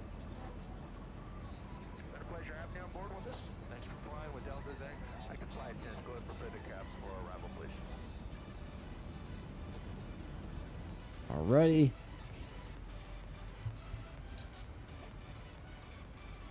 So it begins.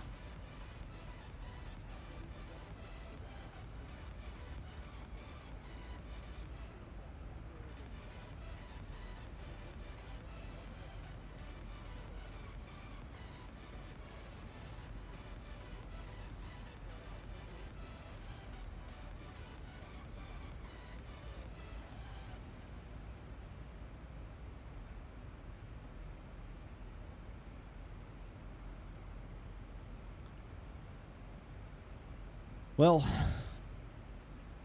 either way, this is going to be a fun approach. Whether it goes well or doesn't go so well, this will be a fun approach. I haven't done this approach before, so it's new. New's always exciting. But yes, we're going to come in, kiki, all the way in, like a big horseshoe. Just got to remember, speed's the name of the game on this one. Got to make sure I'm managing that speed well. That's going to be the key to a successful approach.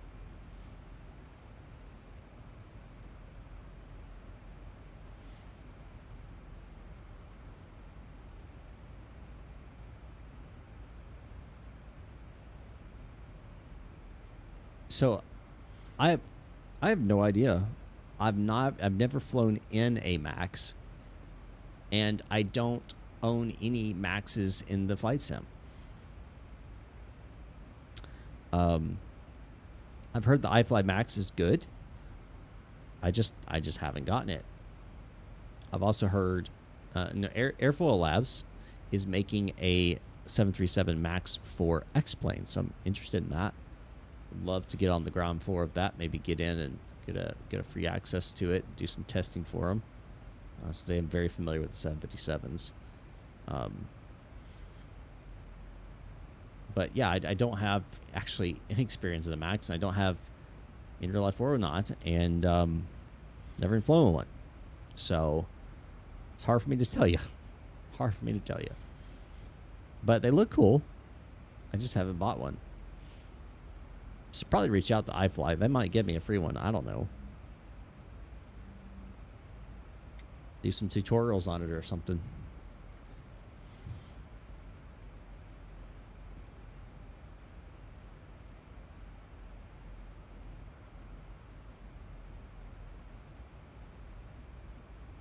Yeah, we got some traffic kind of around us. Should be someone down here. It shouldn't be a factor for us, though. Max earlier this summer, the iFly is pretty authentic. Okay, that's good to hear. Yeah, I might reach out to them. I haven't even tried or even thought about it, honestly, so I might reach out to them and see if they would be interested in doing some type of partnership.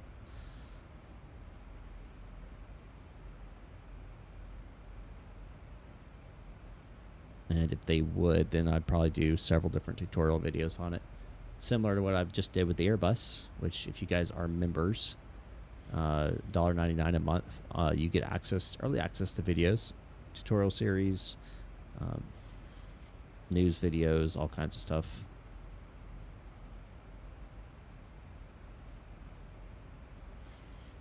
And you get access to it right now, actually, if you are a member. Yeah, I do need to, at some point, I need to get a Max and just get into the weeds. I mean, it's very similar to the NGs. Obviously, you've got different display systems, different FMC. Some of this is a little different. Some of this is a little different, but I mean, overall, it's pretty similar.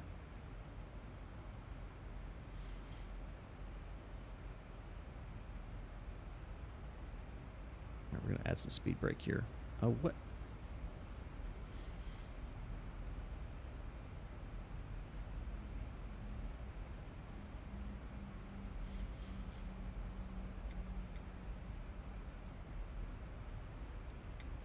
I'm gonna go ahead and do that. Kill that. There we go. I just wanted to go ahead and bring my throttles to the full idle position.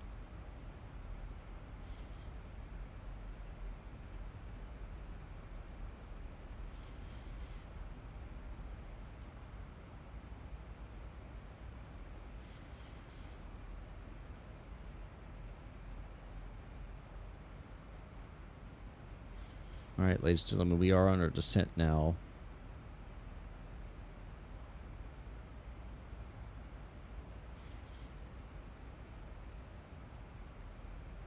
We should, or you aim for 12,600 at Kiki. That's our initial approach fix for the RNAV, R&P runway 19er X-ray approach.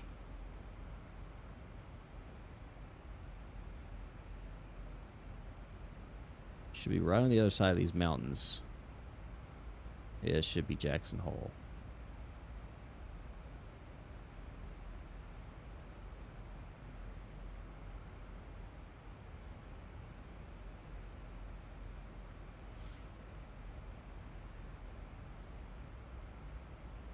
Alright, so auto throttle's set to actually bring us in at the right speeds. So I'm going to let the auto throttle handle the speeds then. And let myself focus on the rest of the aircraft.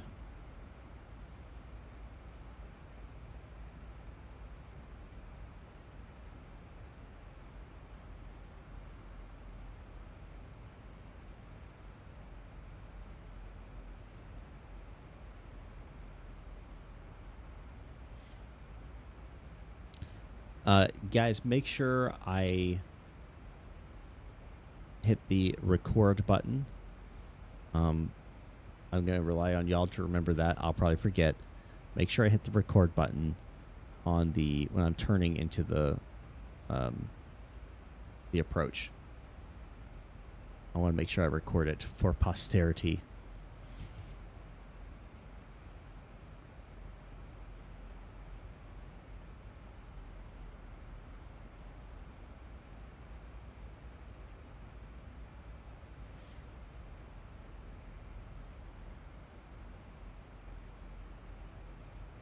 Oh, that's a tight loop, man.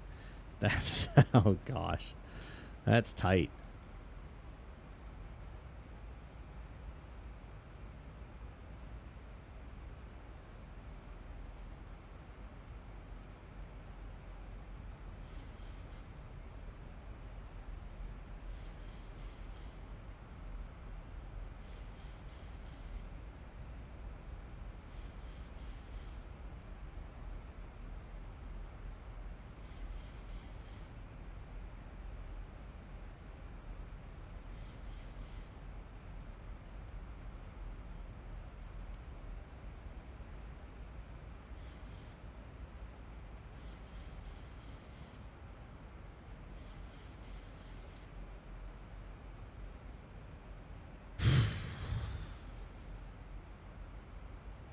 So we should be flipping over to 3005 at 18,000 feet. We go and do fasten seatbelt signs. Logo's coming on.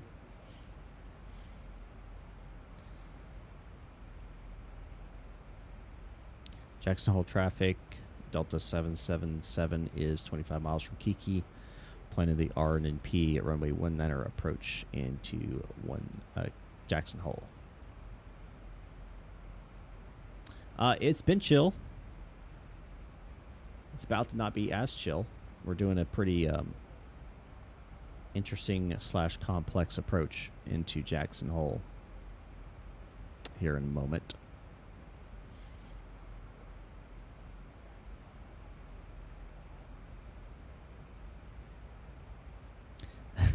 Yeah, I have a feeling it's about to get spicy. You're probably correct. No, it might go perfectly, and it might be a fantastic everything. Everything's going to be great, right? I mean, it might. It might be great. What could possibly go wrong? besides the fact that we got winds 290 at 10, gusting 18, and we're flying an RNP that's a close-in, like, kind of loop approach that I've never flown before and never landed in Jackson Hole. I don't think 737s are meant to go into this airport anyway. What could possibly go wrong? All right, standard set 3005. Check. It's all on.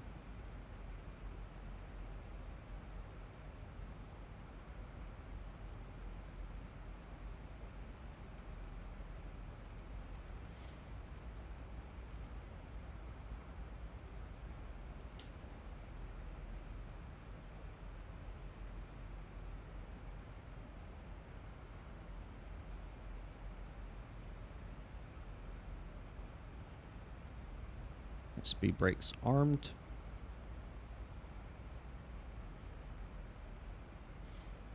All right, we're going to switch over to the CTAF. 18.075. Jackson Hole for traffic, Delta 777. About to pass over the field at 14,000 on the RNP runway 19er approach, Jackson Hole.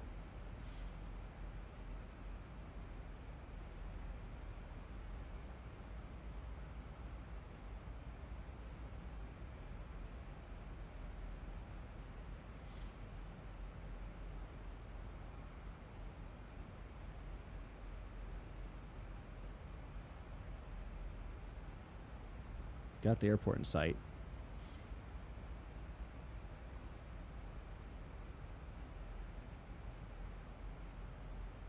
Yeah, I wish my auto ortho was working. That's okay.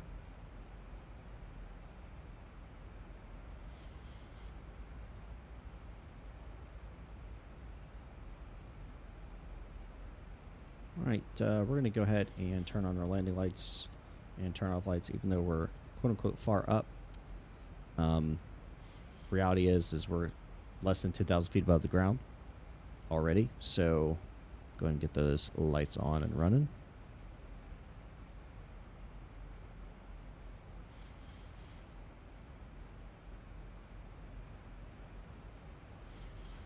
So we're basically gonna come around this way and then come in around that guy.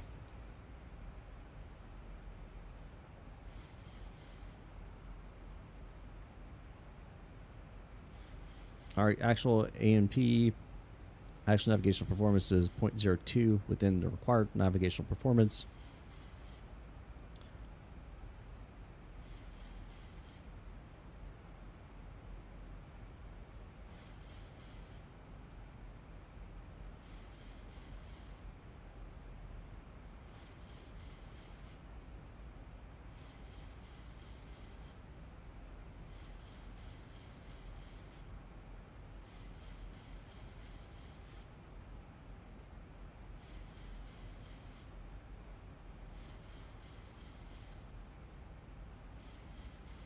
Here we go.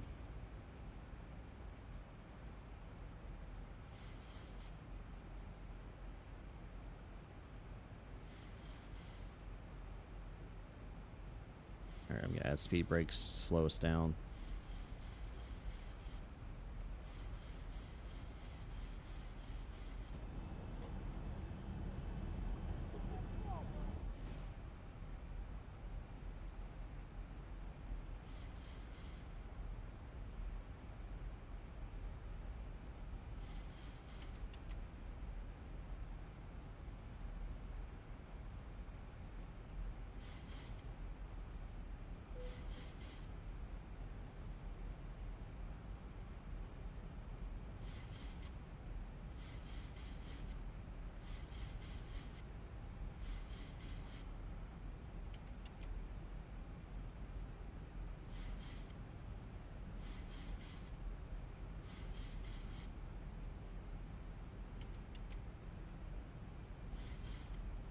All right, 5 set. We're going to go ahead and drop gear early to get us slowed down more.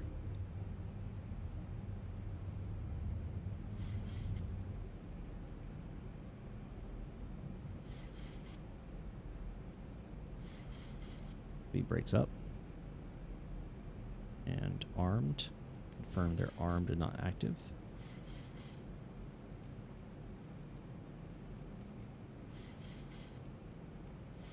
Yeah, that's armed.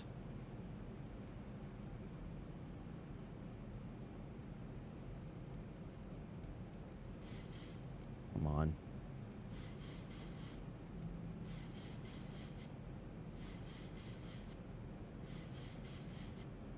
Start recording.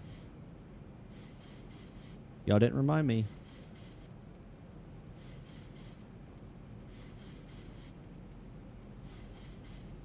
It's not wanting to stay in there, not click around, so it's okay.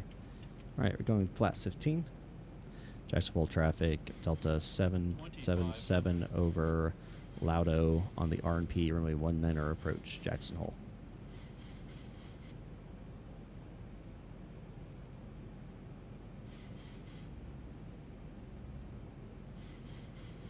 .140 is what we're shooting for. That's a pretty picture right there. That's cool.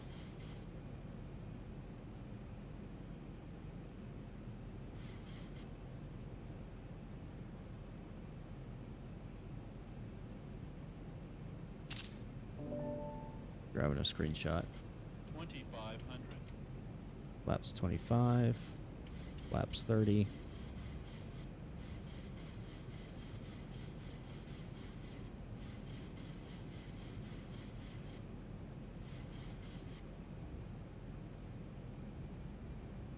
Alright, gear are down, flaps 30, auto brake set 3.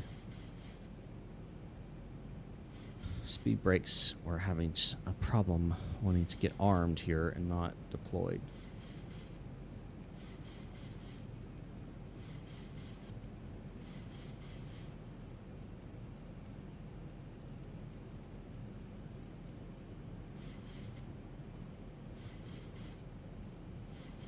There we go.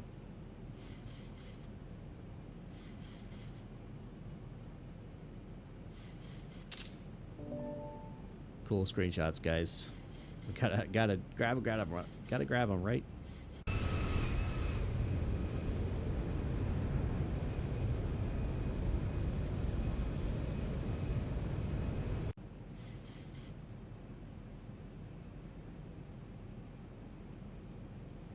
right, got the airport in sight.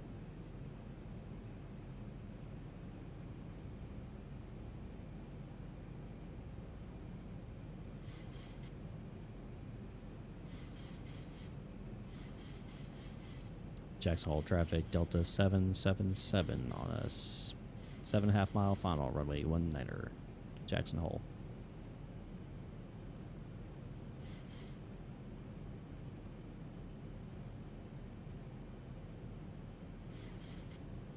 Yeah, I can see the airport, see the runway.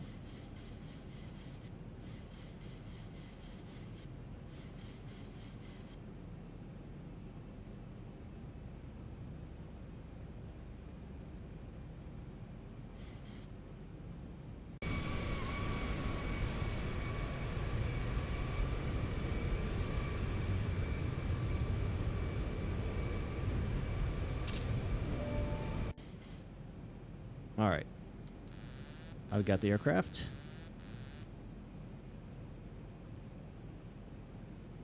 Go around altitude setting to 14,000. Set.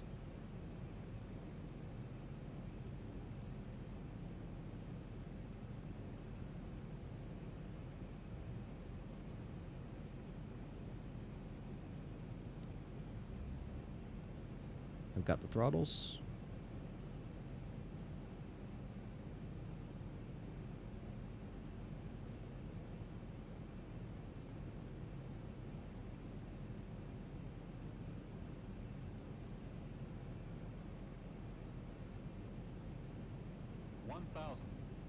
Thousand feet, stabilized, Mr. Perch, altitude set. Confirmed.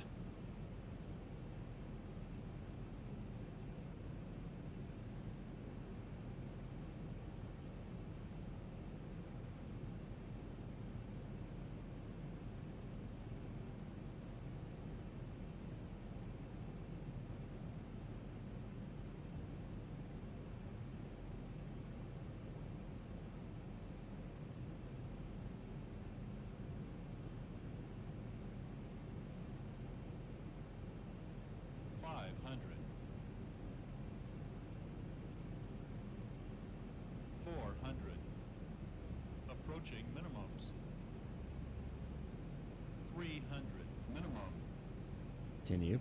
Land. 200. 100. Think rate. Think rate. 50. Think rate. 40. 30. 20. 10.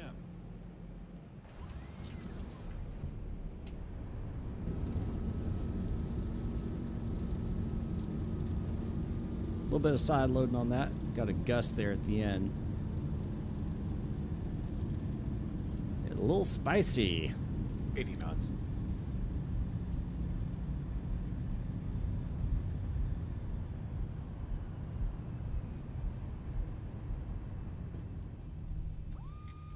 Alrighty, ladies and gentlemen, welcome to Jackson Hole. That was a little bit of a spicy landing. We'll check it out in the replay.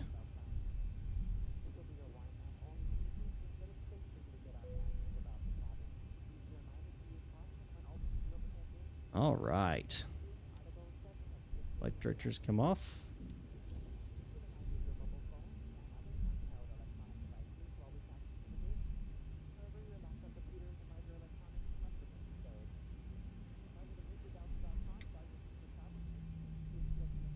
Yeah, not bad, all things considered. Yeah, that wind was a little bit touchy. Technically, I should have landed runway 01 because of the winds, but you know. And Jackson Hole traffic, Delta 777 is clear of runway 19 or taxiing to the terminals. Jackson Hole. All right, we're going to check out that replay.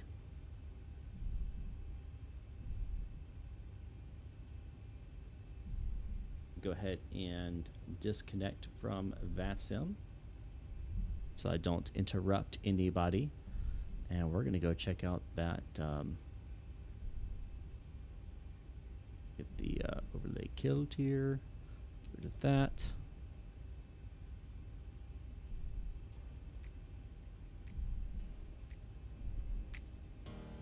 All right, let's go to replay mode. And let's check out that landing. I think it was a little spicy. Let's see.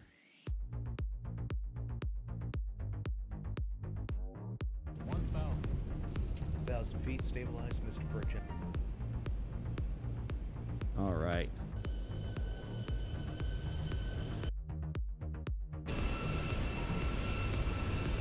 That's a cool approach, though, coming in like that over the river. Dense foliage underneath. Pretty cool.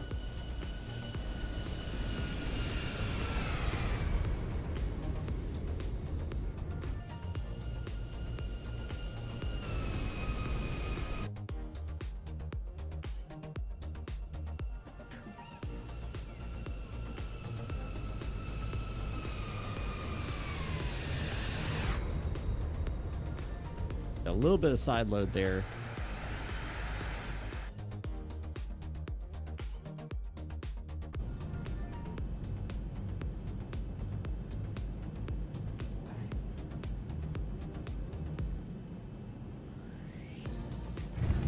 Ooh, that sounded... Yeah, that was a little hard, guys. I just looked up in launch rate. It was negative 576. Ouch. Ouch. I think I cut the power too soon. I've been flying Airbus way too long. I've been flying Airbus way too long.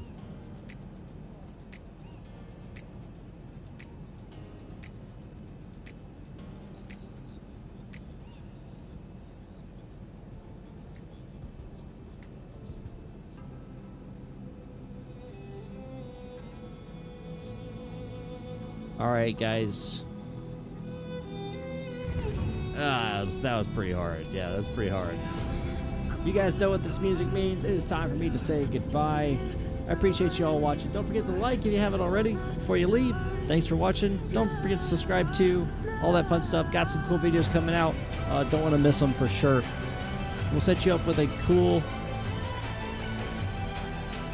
shot here as we come in and land here in Jackson Hole. Thank you all for watching, guys. Appreciate it. And don't forget, be safe out there. Always think in front of the aircraft, not behind it. And I'll see you all next time up in the sky. Best to give me your loyalty.